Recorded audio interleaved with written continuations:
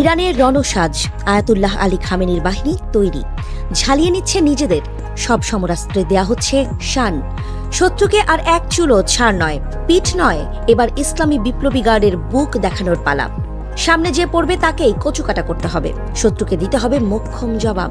খামেনির একবারের নির্দেশ আরও করা। ইরানের ইসলামী বিপ্লবী গার্ড কোর আইআরজিসি এর স্থলবাহিনী দেশটির দক্ষিণ পশ্চিমাঞ্চলে সর্ববৃহৎ অভিযানিক প্রস্তুতি মহড়া শুরু করেছে। এটা কেবল মহড়া নয়, শত্রুকে হুঁশিয়ারি করে দেওয়ার কৌশলও বটে। মঙ্গলবার খুজেস্তান প্রদেশের শাভেরিয়া অঞ্চলের একটি যুদ্ধক্ষেত্রে এই মহড়া শুরু হয়, যেখানে আইআরজিসি স্থলবাহিনীর commander brigadier general Mohammad Pakpour উপস্থিত ছিলেন। তিনি স্বচক্ষে দেখেছেন সেনাদের প্রস্তুতি। এই মহড়া পয়গম্বরে আজম ১৯ মহড়ার দ্বিতীয় পর্ব। পশ্চিমাঞ্চলীয় কেরমানশাহ প্রদেশের সালাসে বাবাজানি কাউন্টির এজগেলেহ জেলায় প্রাথমিক নিরাপত্তা কেন্দ্রিক মহড়ার পরে এই ধাপ শুরু হয়েছে। এই পর্বটি আধুনিক যুদ্ধকৌশলের সাথে আইআরজিসি বিভাগগুলিতে নতুনভাবে সরবরাহ করা অত্যাধুনিক ইরানি সামরিক সরঞ্জামগুলোর পরীক্ষা নিরীক্ষা চালানো হবে। বাস্তব বিশ্বের বিভিন্ন পরিস্থিতিতে ইরানি বাহিনীর দক্ষতা মূল্যায়ন করার সুযোগ হিসেবেই এই মহড়াকে কাজে লাগাচ্ছে ইরান। আগামী কয়েক দিনের মধ্যে বিভিন্ন আইআরজিসি গ্রাউন্ড ফোর্স ইউনিট আক্রমণাত্মক ও প্রতিরক্ষামূলক অভিযান পরিচালনা করবে।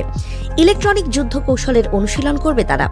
বৃহৎ আকারে সাঁজোয়া ক্ষেপণাস্ত্র, ড্রোন এবং কামান হামলার অনুশীলনও চালানো হবে।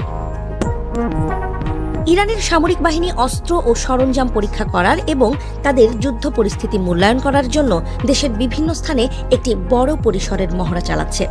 দেশটির সামরিক কর্মকর্তারা বারবার বলেছেন, দেশটি তার সামরিক সক্ষমতা বিশেষ করে ক্ষেপণাস্ত্র শক্তিও বাজিয়ে দেখতে চাইছে। প্রতিরক্ষার ক্ষেত্রে কোনো ছাড় দিতে রাজি নয় তেহরান। ইসরায়েলের প্রধানমন্ত্রী বেনিয়ামিন নেতানিয়াহু জানিয়েছে, যুক্তরাষ্ট্রের সাথে এক হয়ে তারা ইরান দমনের মিশনে নামছেন।